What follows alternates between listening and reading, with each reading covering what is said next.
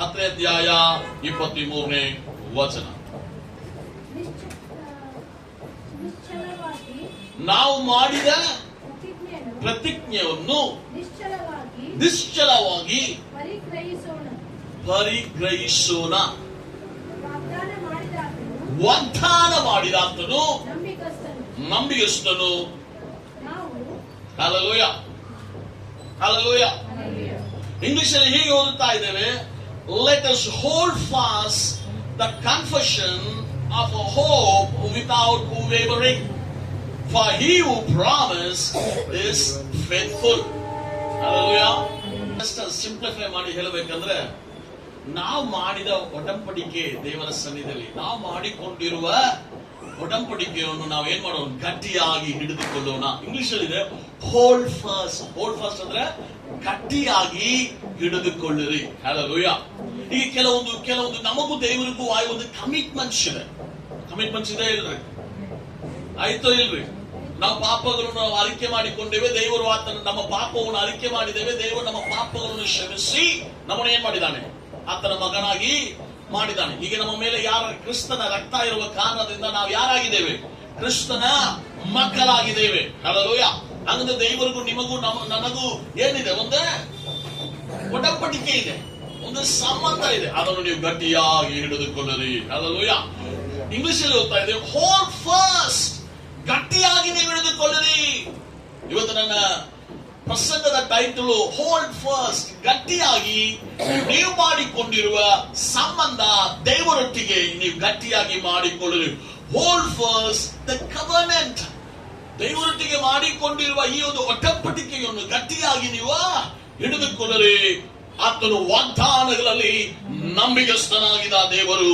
ಆತನು ಮಾಡಿದ ವಾಗ್ದಾನಗಳು ನಮ್ಮ ಬಾಳಲ್ಲಿ ನೆರವೇರಿಸುವ ಆತನಾಗಿದ್ದಾನೆ. Hallelujah, hallelujah. ಈಗ ದೇವರ ಮೇಲೆ ಇರತಕ್ಕದಾಗಿರುವ ನಂಬಿಕೆಯನ್ನು ನೀವು ಗಟ್ಟಿಯಾಗಿ ಹಿಡಿದುಕೊಳ್ಳಿ. ಯಾವಾಗ ನಾವು ಒಂದು ವಿಷಯ ನಾವು ಗಟ್ಟಿಯಾಗಿ ಹಿಡಿದುಕೊಳ್ಳುತ್ತೇವೆ, ಬಹಳ ಜಾಗ್ರತೆಯಾಗಿ ಒಂದು ವಿಷಯ ನಾವು ಹಿಡಿದುಕೊಳ್ಳಬೇಕು. ಅದು ಬಹಳ ಅಮೂಲ್ಯವಾಗಿರುವ, ಹೌದಲ್ರಿ? ಹೌದಲ್ರಿ? ಈಗ ಒಂದು ಮೊಬೈಲ್ ಹಿಡಿಯೋದಕ್ಕೂ ಒಂದು ಬುಕ್ ಹಿಡಿಯೋದಕ್ಕೂ ಒಂದು ವ್ಯತ್ಯಾಸ ಇದೆ. ನಾವು ಹೌದಲ್ರಿ? ಮೊಬೈಲ್ ಹಿಡಿಯುವಾಗ ಸ್ವಲ್ಪ ಕೇರ್ಫುಲ್ ಆಗಿ ಹಿಡಿತೇವೆ, ಯಾಕಂದ್ರೆ ಬಿದ್ದರೆ ಅದೇ ನಾವು ರೊಕ್ಕ ಹಚ್ಬೇಕು. ಬುಕ್ ಹಿಡಿಯುವಾಗ ಕೇರ್ಲೆಸ್ ಆಗಿರ್ತೇವೆ, ಅದು ಬಿದ್ದರೆ ಏನಾಗೋದೆ ಇಲ್ಲ. ಜಸ್ಟ್ ಒಂದು ಐಡಿಯಾ ನಾ ಹೇಳ್ತಾ ಇದ್ದೆ. ಚೆನ್ನಾಗಿ ನೋಡ್ರಿ, ಈಗ ನಾವು ಮಾಡಿಕೊಂಡಿರುವ ಒಡಂಬಡಿಕೆ ನೀವು ಗಟ್ಟಿಯಾಗಿ ಹಿಡಿದುಕೊಳ್ಳಿರಿ ಅಂದ್ರೆ, ನಿಮಗೂ ದೇವರಿಗೂ ಆಗಿರುವ ಸಂಬಂಧ ಏನಾಗ್ಬೇಕಂದ್ರೆ ಗಟ್ಟಿಯಾಗಿರ್ಬೇಕು. ಅದು ಏನೇ ವಿಷಯವಾಗಿದ್ರು ನೀವು ದೇವರನ್ನು ಬಿಡಬಾರದು, ದೇವರನ್ನು ನೀವು ಹಗಲಬಾರದು. Hallelujah, hallelujah. ಈಗ ನಾವು ಮಾಡಿಕೊಂಡಿರುವ ಒಡಂಬಡಿಕೆ ದೇವರಲ್ಲಿ ಅದು ಗಟ್ಟಿಯಾಗಿರಲಿ. Hold fast.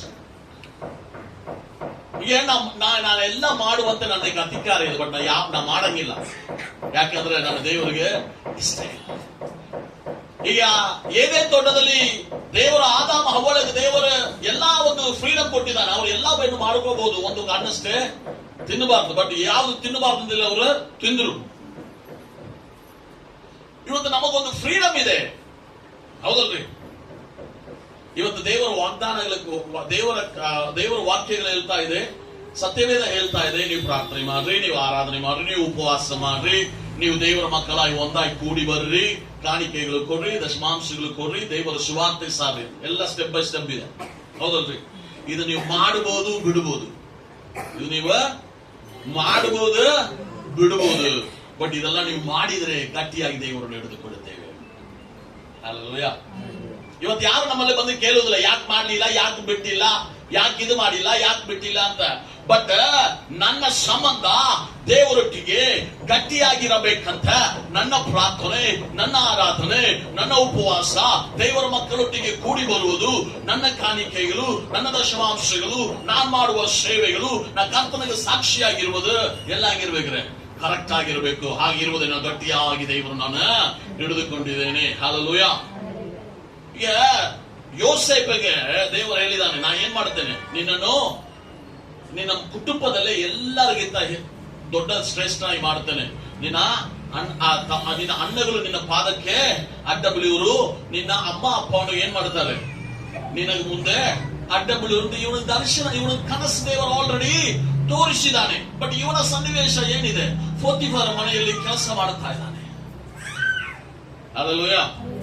ಈಗ ಅಲ್ಲಿನೂ ಅವನು ಪಾಪ ಮಾಡುವಂತೆ ಸಮಯ ಬಂತು. ಪೋತಿಫರ ಮನೆಯಲ್ಲಿ ಪಾಪ ಮಾಡುವಂತೆ ಸಮಯ ಬಂತು. ನೀವು ಹೋದ್ರಿ ಆದಿಕಾಂಡ 39ನೇ ಅಧ್ಯಾಯ 9ನೇ ವಚನ. ಪೋತಿಫರ ಮನೆಯಲ್ಲಿ ಅವನ ಹೆಂಡತಿ ಯೋಸೇಫಿಗೆ ಪಾಪ ಮಾಡುವಂತೆ ಕರೆಯುವಾಗ ಅವನು ಹೇಳುತ್ತಾ ಇದ್ದಾನೆ, ಈ ಮನೆಯಲ್ಲಿ ನನಗಿಂತ ಯಾರು ದೊಡ್ಡವರಲ್ಲ,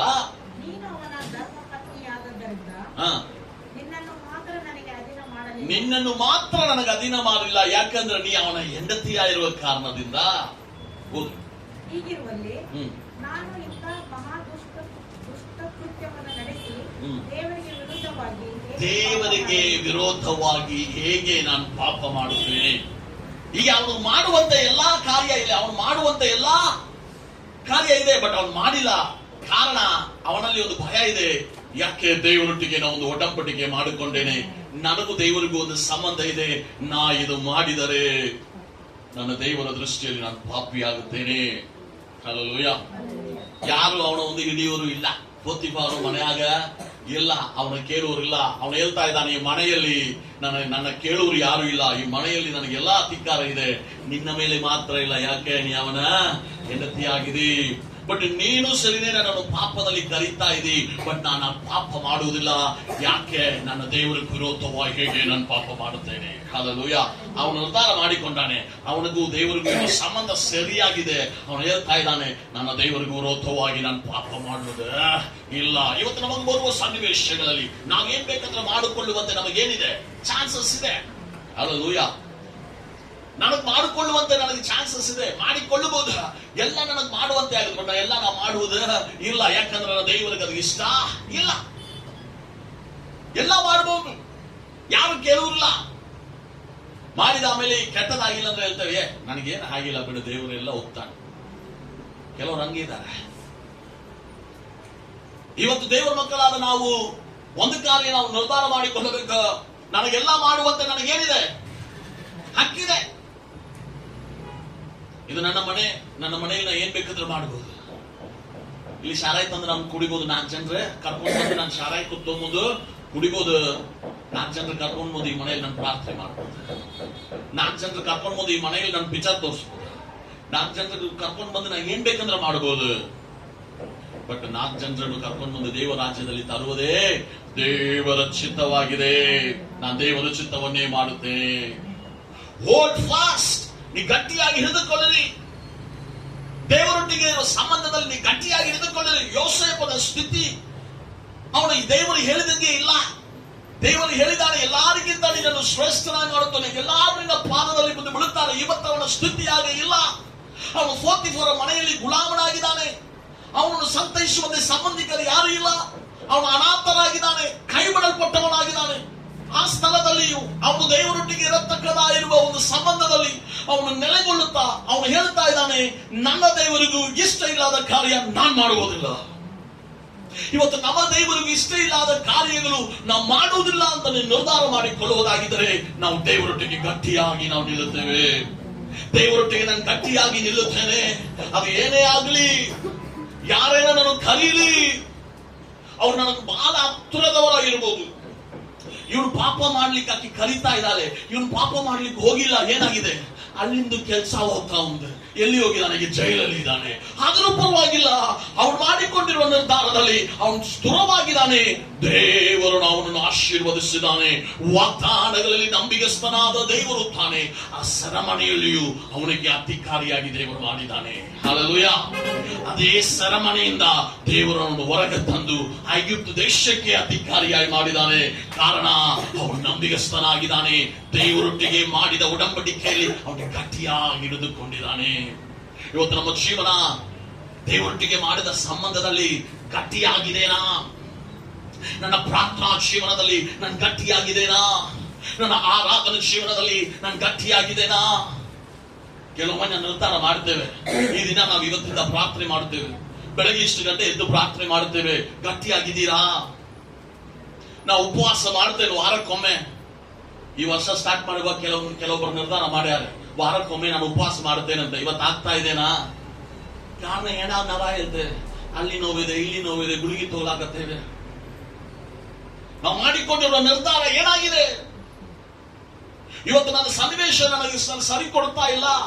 ಯೋಸೇಫ್ ಹೇಳ್ಬೋದು, ದೇವರಪ್ಪ ನೀ ಹೇಳಿದ್ದು ಏನ ಆಗ್ತಾ ಇಲ್ಲ, ನೀ ಎದಕ್ಕೆ ನನಗೆ ಬೇಕಂತ ಅವ್ನು ದೂಷಣೆ ಮಾಡ್ಬೋದು, ಅವ್ನು ಮಾಡಿಲ್ಲ. ಅವ್ನು ಹೇಳ್ತಾ ಇದ್ದಾನೆ, ಪೋತಿಫರ ಮನೆಯಲ್ಲಿ ನನಗೆ ಎಲ್ಲಾ ಅಧಿಕಾರ ಇದೆ, ಬಟ್ ನಾ ಇದು ಮಾಡುವುದೇ ಇಲ್ಲ, ಯಾಕಂದ್ರೆ ನನ್ನ ದೇವರಿಗೂ ವಿರೋಧವ ಹೇಗೆ ನಾನು ಪಾಪ ಮಾಡಲಿ.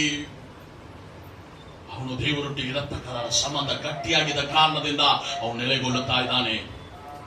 ಇವತ್ತು ಒಂದು ವೇಳೆ ನಮ್ಮ ಬಾಳಲ್ಲಿ ನಾವು ಬಯಸುತ್ತಾ ಇರುವ ಆಶೀರ್ವಾದ ನಾವು ಕಾಣದೇ ಇರಬಹುದು, ಬಟ್ ನೀವು ಗಟ್ಟಿಯಾಗಿ ದೇವರನ್ನು ಹಿಡಿದುಕೊಳ್ಳ್ರಿ. ವಾಗ್ದಾನಗಳಲ್ಲಿ ನಂಬಿಗಸ್ತನಾದ ದೇವರು ತಾನೆ.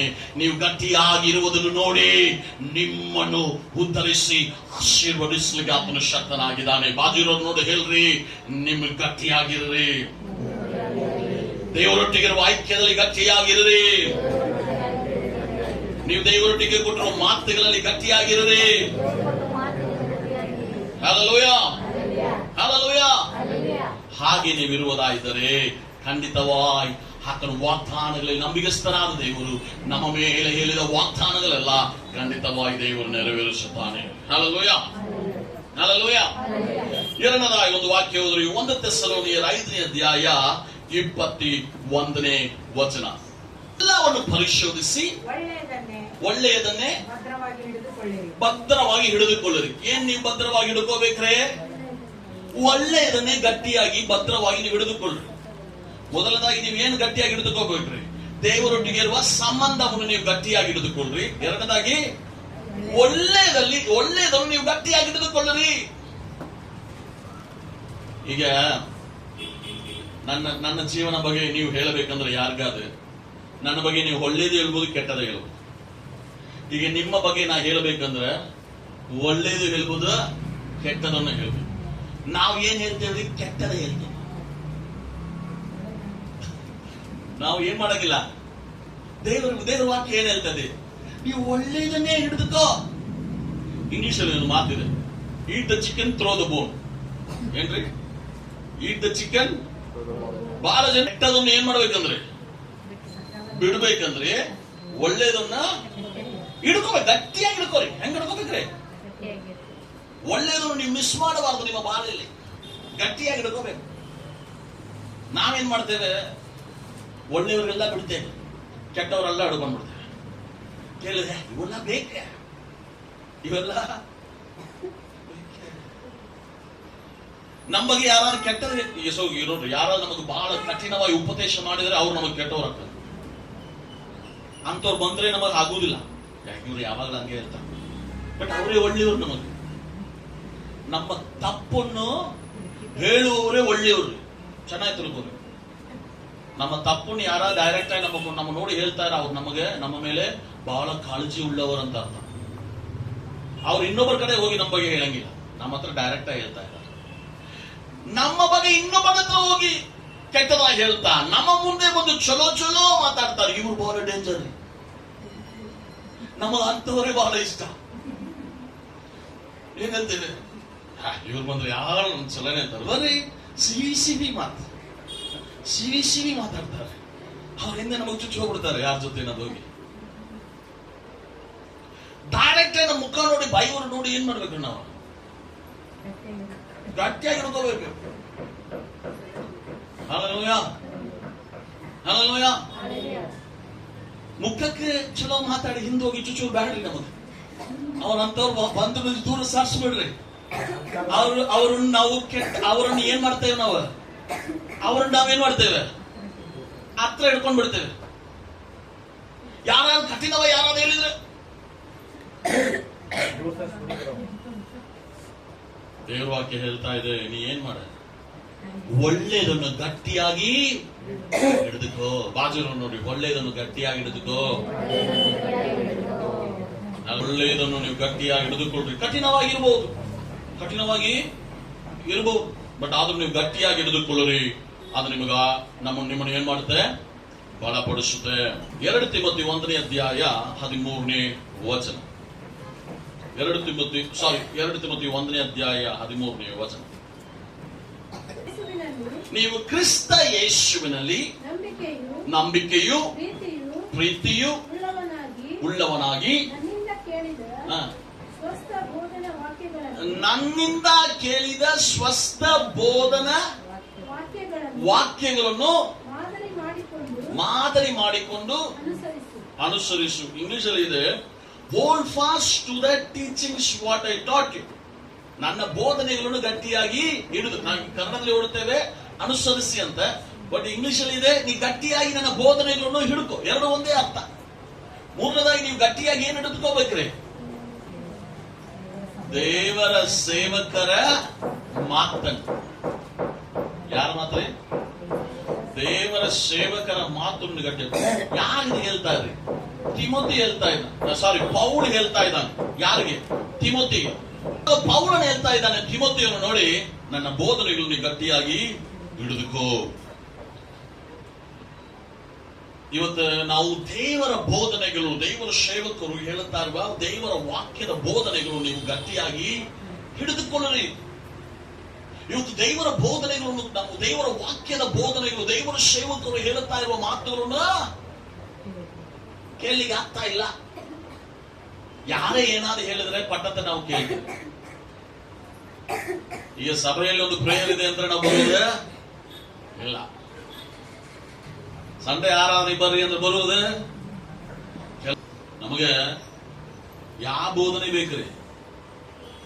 ಪರಿಶುದ್ಧರ ಬೋಧನೆ, ದೇವರ ವಾಕ್ಯವನ್ನು ದೇವರ ವಾಕ್ಯವಾಗಿ ಕಲಿಸುವರ ಬೋಧನೆ. ನೀ ಎಲ್ಲ ತಿನ್ಬೋದು, ನೀ ಹೆಂಗ್ ಬೇಕಂದ್ರೆ ಇರ್ಬೋದು, ನೀ ಹೆಂಗಾದಿರಿ, ನೀನು ಸಂಡೆ ಅಷ್ಟೇ ಬಾ ಅಂತ ಹೇಳಿದ್ರೆ ಅದಲ್ಲ. ನಿನ್ನ ಜೀವನ ದೇವರಿಗೆ ಹೆಂಗ್ ಕೊಡಬೇಕು? ಸಂಡೆ ಒಂದಿನ ಇಲ್ಲ, 24 ತಾಸು ವಾರದಲ್ಲಿ 7 ದಿನವು. ಹೇಳ್ರಿ ನಿನ್ನ ಜೀವನ, ಹೇಳ್ರಿ ನನ್ನ ಜೀವನ. 24 ತಾಸು ವಾರದಲ್ಲಿ 7 ದಿನವು ದೇವರಿಗೆ. ಬಾಜುರವ್ರು ನೋಡಿ ಹೇಳ್ರಿ, ನಿನ್ನ ಜೀವನ 24 ತಾಸು ವಾರದಾಗ 7 ದಿನವು ದೇವರಿಗೆ. Hallelujah, hallelujah. ಹಾಗಾಗಿ ದೇವರನ್ನು ಗಟ್ಟಿಯಾಗಿ ಹಿಡಿದುಕೊಳ್ಳಿ. ಎರಡನೇದಾಗಿ ಒಳ್ಳೆಯದನ್ನು ಗಟ್ಟಿಯಾಗಿ ಹಿಡಿದುಕೊಳ್ಳಿ. ಮೂರನೇದಾಗಿ ದೇವರ ಸೇವಕರ ಮಾತುಗಳನ್ನು ಗಟ್ಟಿಯಾಗಿ ಹಿಡಿದುಕೊಳ್ಳಿ. ನಾಲ್ಕನೇದಾಗಿ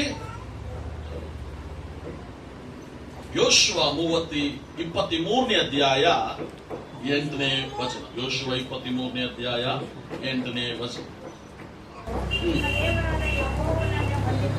ನಿನ್ನ ದೇವರಾದ ಯೆಹೋವನನ್ನೇ ಹೊಂದಿಕೊಂಡಿರಿ. ಬಟ್ ಇಂಗ್ಲಿಷ್ ಅಲ್ಲಿ ಹೋಲ್ಡ್ ಫಾಸ್ಟ್. ಇನ್ನು ಮುಂದೆಯೂ ನೀವು ದೇವರಾದ ಯೆಹೋವನನ್ನು ಗಟ್ಟಿಯಾಗಿ ಹಿಡಿದುಕೋ. ಹಲ್ಲೆಲೂಯಾ. ಇಲ್ಲಿ ತನಕ ನೀ ಯಾರನ್ನು ಹಿಡಿದಿದಿ? ನಿನ್ನ ದೇವರನ್ನೇ ಹಿಡಿದಿದಿ. ಇನ್ನು ಮುಂದೆ ಯಾರನ್ನು ಹಿಡಿ? ನಿನ್ನ ದೇವರನ್ನೇ ಹಿಡಿಯಬೇಕು, ಗಟ್ಟಿಯಾಗಿ ಹಿಡಿದುಕೋಬೇಕು. ಹೆಂಗ ಬೇಕ್ರೆ? ಯೇಸು ಸ್ವಾಮಿ ಶಿಷ್ಯರು ಸ್ವಾಮಿ ನೀರಲ್ಲಿ ನಡೆಯುವುದು ನೋಡ್ತಾ ಇದ್ದಾನೆ. ಇವ್ರಿಗೂ ಆಸೆ ನೀರಲ್ಲಿ ನಡೆಯಕ್ಕೆ. ತಕ್ಷಣ ದೇವರಂತ ದೇವರನ್ನ, ಈ ಸ್ವಾಮಿ ಅಂದ್ರೆ ನಾನು ನೀರಲ್ಲಿ ನಡಿಬೇಕಂತ ಆದನೆ ಮಾಡುದು. ದೇವರು ಹೇಳ್ತಾ ಇದ್ದಾನೆ, ಯಪ್ಪ ನೀ ನಡಿ. ಪ್ರಾರಂಭ ಹೆಂಗಿತ್ತ? ಚಲೋ ಇತ್ತು. ಇವನು ನೀರಲ್ಲಿ ನಡೀತಾ ಇದ್ದಾನೆ. ಈಗ ಕಣ್ಣೆ ದೇವರು ನೋಡ್ತಾ ಇತ್ತು. ದೇವರು ನೋಡಿದಾನೆ, ನೀರಲ್ಲಿ ನಡಿಬೇಕಂತ ನೀರಲ್ಲಿ ನಡೆದಾನೆ. ನೀರಲ್ಲಿ ಇಳಿದ ಆಮೇಲೆ ಗೊತ್ತಾಗಿದೆ, ಅಯ್ಯೋ ನಾವು ನಿಂತಿದ್ದೆ ನೀರು ಮುಳುಗ್ಲಿಕ್ಕೆ ಶುರುವಾಯ್ತು. ಭಯ ಒಳಗೆ ಬಂದ ತಕ್ಷಣ ಮುಳುಗ್ಲಿಕ್ಕೆ ಶುರುವಾಗಿದೆ. ಈಗ ದೇವರೇ ನನ್ನನ್ನು ಕಾಪಾಡಂತ ಹೇಳ್ತಾ ಇದ್ದಾನೆ. ದೇವರ ಕೈ ಹಿಡಿದು ಎಬ್ಬಿಸ್ತಾನೆ. ಇವನೇನ್ ಮಾಡ? ದೇವ್ರ ಗಟ್ಟಿಯಾಗಿ ಹಿಡಿದುಕೊಂಡ. ಹಲ್ಲೆಲೂಯಾ. ನಮ್ಮ ಬಾಳಲ್ಲಿ ನಾವು ಮುಳುಗಿ ಹೋಗುವ ಅನುಭವಗಳು ಬರುತ್ತೆ. ಬಟ್ ದೇವರು ನಿಮಗೆ ತಿರುಗಿ ಹಸ್ತ ತೋರಿಸ್ತಾನೆ. ನೀವು ಗಟ್ಟಿಯಾಗಿ ಹಿಡಿದುಕೊಳ್ಳಿ.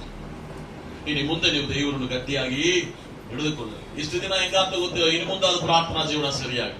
ಇನ್ನು ಮುಂದೆ ಹೆಂಗಾತ ಪರವಾಗಿಲ್ಲ, ಇನ್ನು ಮುಂದೆ ಯಾವ್ದು ಉಪವಾಸ ಮಾಡೋಣ.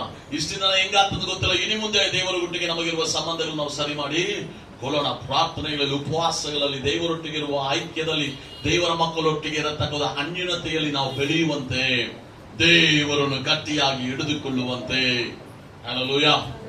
ಶದ್ರಕ್, ಮೇಷಕ್, ಹಾಬೇತ್ ನೇಗೋ ಹೇಳ್ತಾ ಇದ್ದಾರೆ, ದಾನಿಯೇಲ್ ಪ್ರವಾದನೆ ಪುಸ್ತಕ 3ನೇ ಅಧ್ಯಾಯ 16-17 ವಚನ ಓದ್ರಿ. ದಾನಿಯೇಲ್ ಪ್ರವಾದನೆ ಗ್ರಂಥ 3ನೇ ಅಧ್ಯಾಯ 16 ಮತ್ತು 17 ವಚನಗಳಲ್ಲಿ ನಾವೀಗ ಓದುತ್ತಾ ಇದ್ದೇವೆ. ಶದ್ರಕ್ ಮೇಷಕ್ ಅಬೇದ್ನೆಗೋ ಮಾತನ್ನು ನೋಡುತ್ತಾ ಇದ್ದೇವೆ.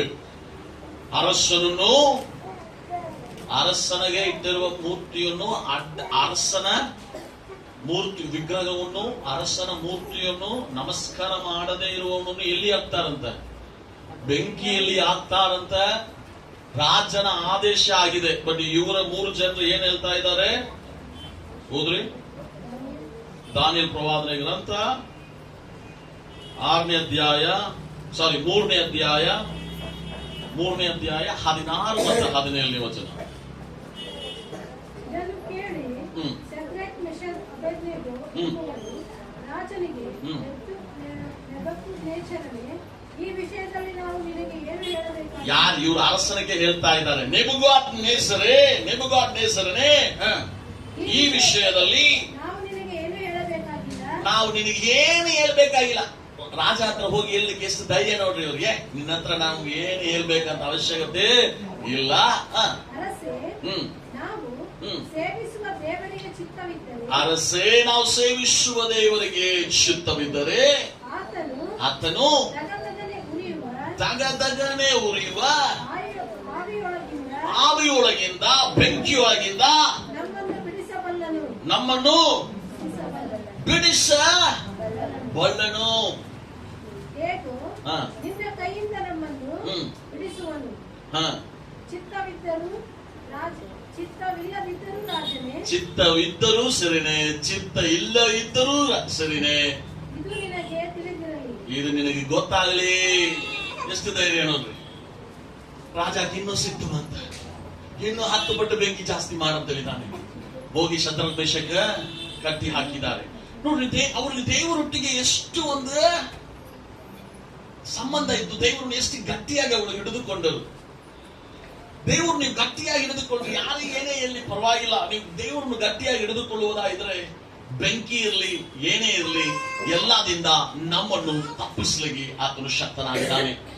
ಶದ್ರಕ್ ಮೇಷಕ್ ಅಬೇದ್ನೆಗೋವನ್ನು ಬೆಂಕಿಯಿಂದ ದೇವರು ರಕ್ಷಣೆ ಮಾಡಿದಾನಂದ್ರೆ ನಿಮ್ಮನ್ನು ನನ್ನನ್ನು ದೇವರು ಬೆಂಕಿಯಿಂದ, ನಮ್ಮ ಶೋಧನೆಗಳಿಂದ, ನಮ್ಮ ಸಮಸ್ಯೆಗಳಿಂದ, ನಮ್ಮ ರೋಗಗಳಿಂದ, ನಮ್ಮ ಬಡತನಗಳಿಂದ ಎಲ್ಲದಿಂದ ದೇವರು ನಮ್ಮನ್ನು ಬಿಡಿಸುತ್ತಾನೆ.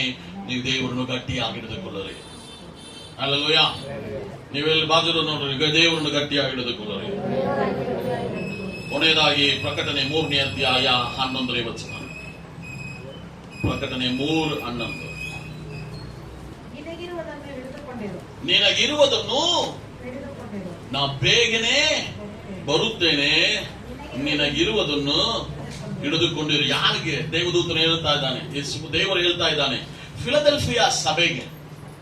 ನಿಮ್ಗೆ 7ನೇ ವಚನದಿಂದ ಓದುವಾಗ ನಾವು ಓದುತ್ತೇವೆ, ಫಿಲದೆಲ್ಫಿಯಾ ಸಭೆಗೆ ದೇವರು ಈಗ ಹೇಳ್ತಾ ಇದ್ದಾನೆ, ಆತನು ಅವ್ರ ಬಗ್ಗೆ ಹೇಳ್ತಾ ಇದ್ದಾನೆ, ನಿನ್ನ ಕ್ರಿಯೆಗಳೆಲ್ಲ ಒಳ್ಳೇದಿದೆ. 8ನೇ ವಚನ ಓದ್ರಿ.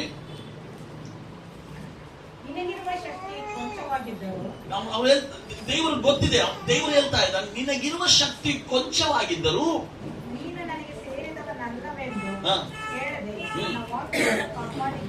ನೀ ವಾಕ್ಯವನ್ನು ಕಾಪಾಡಿಕೊಂಡು, ನಿನಗೆ ಬಲಾನೇ ಕಮ್ಮಿ ಆದ್ರೂ ಸರಿನೇ ನೀ ನನ್ನನ್ನು ಏನ್ ಮಾಡಿಲ್ಲ, ತಿರಸ್ಕಾರ ಮಾಡಿಲ್ಲ, ಏನ್ ಮಾಡಿಲ್ಲ, ಮತ್ತೆ ವಾಕ್ಯವನ್ನು ನೀ ಸೇರಿಸಿಕೊಂಡಿದಿ.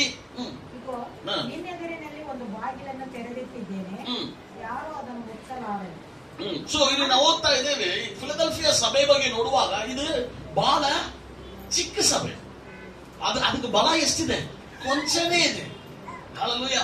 ಬಟ್ ಆದ್ರೂ ಆ ಚಿಕ್ಕ ಸಭೆ ದೇವರಲ್ಲಿ ಹೆಚ್ಚಾಗಿ ನೆಲೆಗೊಂಡ ಕಾರಣದಿಂದ ದೇವರು ಹೇಳ್ತಾ ಇದ್ದಾನೆ, ನಾ ಏನ್ ಮಾಡ್ತೇನೆ. 11ನೇ ವಚನ ಓದ್ರಿ. ನಿನಗಿರುವುದನ್ನು ಹಿಡಿದುಕೋ, ನಿನ್ನ ಜಯಮಾಲೆ ಯಾರು ತೆಗೆದಾಗ್ಲಿಕ್ಕಿಲ್ಲ. ಹಲ್ಲೆಲೂಯಾ. ಇಂಗ್ಲಿಷ್ ಅಲ್ಲಿ ಓದ್ತಾ, I am coming soon, hold on to what you have so that no one will take your crown. ನಿನ್ನ ಕ್ರೀಟ, ಇಂಗ್ಲಿಷ್ ಅಲ್ಲಿ ಇದೆ ಕ್ರೀಟ, ಕನ್ನಡದಲ್ಲಿ ಹೆಂಗಿದೆ? ಜಯಮಾಲೆ ಇದೆ. ಆತನು ಬೇಗನೆ ಬರುತ್ತಾ ಇದ್ದಾನಂತ, ನಮಗೆ ಜಯಮಾಲೆಯನ್ನು ತರುತ್ತಾ ಇದ್ದಾನೆ. ನಿನಗೆ ಬಹಳ ಚಿಕ್ಕದಾಗಿರ್ಬೋದು, ನಿನಗೆ ಯಾರು ಸಹಾಯ ಮಾಡದೆ ಇಲ್ಲದಿರ್ಬೋದು, ನೀ ಗಟ್ಟಿಯಾಗಿ ನಿಂತುಕೋ, ನಾ ಬೇಗನೆ ಬರುತ್ತೇನೆ ಹಲ್ಲೆಲೂಯಾ. ನೀವು ದೇವರನ್ನು ಗಟ್ಟಿಯಾಗಿ ಹಿಡಿದುಕೊಳ್ಳರಿ. ನಿನಗಿರುವ ಕೊಂಚದಲ್ಲಿ ನೀವು ಗಟ್ಟಿಯಾಗಿ ಹಿಡಿದುಕೊ. ಬಾಜೂರವ್ರು ನೋಡಿ, ನಿನಗಿರುವ ಕೊಂಚದಲ್ಲಿ ದೇವರನ್ನು ಗಟ್ಟಿಯಾಗಿ ಹಿಡಿದುಕೊ. Hold on to what you have. ಅವ್ರಿಗೆ ಅದಿದೆ, ಇವ್ರಿಗೆ ಇದಿದೆ, ಅವ್ರಿಗೆ ಬಂಗ್ಲೋ ಇದೆ, ಇವ್ರಿಗೆ ಕಾರ್ ಇದೆ, ಇವ್ರಿಗೆ ಏನಿದೆಯೋ ಅದೆಲ್ಲ ಏನ್ ಮಾಡ್ಬೇಕ? ಗಟ್ಟಿಯಾಗಿ ಹಿಡಿದು. ಹಲ್ಲೆಲೂಯಾ. ಕೊಂಚನೇ ಇದೆ, ಆ ಕೊಂಚವನ್ನು ಗಟ್ಟಿಯಾಗಿ ಹಿಡಿದು. 5 ರೊಟ್ಟಿ 2 ಮೀನೇ ಇದೆ, ಗಟ್ಟಿಯಾಗಿ ಹಿಡಿದು. ಹಲ್ಲೆಲೂಯಾ. ಅದನ್ನು ಆಶೀರ್ವದಿಸುವಂತೆ, ಅದನ್ನು ಹೆಚ್ಚಾಗಿ ಮಾಡುವಂತೆ ದೇವರು ಶಕ್ತನಾಗಿದ್ದಾನೆ. ಅದರಿಂದ ನಾನು ಬೇಗನೆ ಬರುತ್ತಾ ಇದ್ದೇನೆ, ನಿಮಗೆ ಜಯಮಾಲೆಯನ್ನು ತರುತ್ತಾ ಇದ್ದೇನೆ. 5 ಕಾರ್ಯವನ್ನು ಗಟ್ಟಿಯಾಗಿ ಹಿಡಿದುಕೊಳ್ಳಬೇಕು. ಮೊದಲದಾಗಿ ದೇವರೊಟ್ಟಿಗೆ ಇರುವ ಸಂಬಂಧ. ಎರಡನೇದಾಗಿ ನೀವು ಒಳ್ಳೆಯದನ್ನು ಗಟ್ಟಿಯಾಗಿ ಹಿಡಿದುಕೊಳ್ಳ್ರಿ. ಮೂರನೇದಾಗಿ ದೇವರ ಸೇವಕರ ಬೋಧನೆಗಳನ್ನು ಗಟ್ಟಿಯಾಗಿ ಹಿಡಿದುಕೊಳ್ಳ್ರಿ. ನಾಲ್ಕನೇದಾಗಿ ದೇವರನ್ನೇ ಗಟ್ಟಿಯಾಗಿ ಹಿಡಿದುಕೊಳ್ಳಿರಿ. 5ನೇದಾಗಿ ನಿನಗೆ ಏನಿದೆಯೋ ಅದನ್ನು ಗಟ್ಟಿಯಾಗಿ ಹಿಡಿದುಕೋ, ನಿನಗೆ ಜೀವವೆಂಬ ಜಯಮಾಲೆ ಇದೆ. ಹಲ್ಲೆಲೂಯಾ. ಆತನು ಜಯಮಾಲೆಯನ್ನು ತರುತ್ತೇನೆ ಅಂತ ಹೇಳಿದ, ನಿನಗೆ ಕಿರೀಟಗಳನ್ನು ತರುತ್ತೇನೆ ಅಂತ ಹೇಳಿದ್ದಾನೆ. ದೇವರು ಬೇಗನೆ ಬರುತ್ತಾ ಇದ್ದಾನೆ. ಹಲ್ಲೆಲೂಯಾ. ನೀವು ಇದೆಲ್ಲ ಗಟ್ಟಿಯಾಗಿ ಹಿಡಿದುಕೊಳ್ಳುವಾಗ ದೇವದೂತರನ್ನು ದೇವರು ಕಳಿಸ್ತಾ ಇದ್ದಾನೆ. ದೇವರು ಹೇಳ್ತಾ ಇದ್ದಾನೆ, ನನ್ನ ಮಕ್ಕಳನ್ನು ಗಟ್ಟಿಯಾಗಿ ಹಿಡಿದುಕೊಂಡು ಮೇಲೆ ಬರ್ರಿ ಅಂತ. ಹಲ್ಲೆಲೂಯಾ. ಅದೆಷ್ಟೊಂದು ರಮ್ಯವಾಗಿರುತ್ತೆ ನೋಡ್ರಿ. ನೀವು ದೇವರನ್ನು ಗಟ್ಟಿಯಾಗಿ ಹಿಡಿದುಕೊಳ್ಳುತ್ತೀರಾ. ಇದೆಲ್ಲ 5 ಕಾರ್ಯವನ್ನು ಗಟ್ಟಿಯಾಗಿ ಹಿಡಿದುಕೊಳ್ಳುತ್ತೇವೆ. ದೇವದೂತರು ದೇವರು ಕಳಿಸ್ತಾ ಇದ್ದಾನೆ, ಹೇಳ್ತಾ ಇದ್ದಾನೆ, ಇವರು ನನ್ನನ್ನು ಗಟ್ಟಿಯಾಗಿ ಹಿಡಿದುಕೊಂಡಿದ್ದಾರೆ, ಇವರನ್ನು ನೀವು ಗಟ್ಟಿಯಾಗಿ ಹಿಡಿದುಕೊಂಡು ನನ್ನ ರಾಜ್ಯಕ್ಕೆ ಬರ್ರಿ. ಹಲ್ಲೆಲೂಯಾ. ದೇವದೂತರು ನಮ್ಮ ಕೈಗಳನ್ನು ಹಿಡಿದು ದೇವರ ರಾಜ್ಯದಲ್ಲಿ ಸೇರಿಸುವ ದಿನ ಬೇಗನೆ ಇದೆ. ಬೇಗನೆ ಬರುತ್ತೇನೆ ಅಂತ ಹೇಳಿದ ದೇವರು ಬೇಗನೆ ಬರ್ಲಿಕ್ಕಿದ್ದಾನೆ. ನೀವು ದೇವರನ್ನು ಗಟ್ಟಿಯಾಗಿ ಹಿಡಿದುಕೊಳ್ಳರಿ. ಒಳ್ಳೆ ವಿಷಯವನ್ನು ಗಟ್ಟಿಯಾಗಿ ಹಿಡಿದುಕೊಳ್ಳರಿ. ದೇವರ ಸೇವಕರ ಬೋಧನೆಗಳನ್ನು ಗಟ್ಟಿಯಾಗಿದೆ, ದೇವರನ್ನೇ ಗಟ್ಟಿಯಾಗಿ ಹಿಡಿದುಕೊಳ್ಳರಿ. ನಿನಗೇನೇ ಸ್ವಲ್ಪ ಇದೆಯೋ ಆ ಸ್ವಲ್ಪದಲ್ಲಿ ನೀವು ಗಟ್ಟಿಯಾಗಿ ಹಿಡಿದುಕೊಳ್ಳರಿ. ನಾ ಬರುತ್ತೇನೆ ಅಂತ ಹೇಳಿದ ದೇವರು ಬೇಗನೆ ಬರುತ್ತಾ ಇದ್ದಾನೆ. ಆತನ ರಾಜ್ಯದಲ್ಲಿ ನಮಗೂ ಎಂದಿಗೂ ನಾಶವಾಗದಂತೆ ಇರುವ, ಎಂದಿಗೂ ಜೀವಿಸುತ್ತಾ ಇರುವ ಆ ಜಯಮಾಲೆಯಿಂದ ನಮ್ಮನ್ನು ದೇವರು ತೃಪ್ತಿಪಡಿಸುತ್ತಾನೆ. ನಾವು ಕಣ್ಣುಗಳ ಮುಚ್ಚಿ ನಮ್ಮನ್ನು ದೇವರನ್ನು ಸಮರ್ಪಿಸೋಣ. ದೇವರ ನಮ್ಮೊಟ್ಟಿಗೆ ನೀವು ಮಾತನಾಡುತ್ತಾ ಇರುವುದಕ್ಕಾಗಿ ನಿನಗೆ ಸ್ತೋತ್ರ. ನಾವು ನಿನ್ನನ್ನು ಗಟ್ಟಿಯಾಗಿ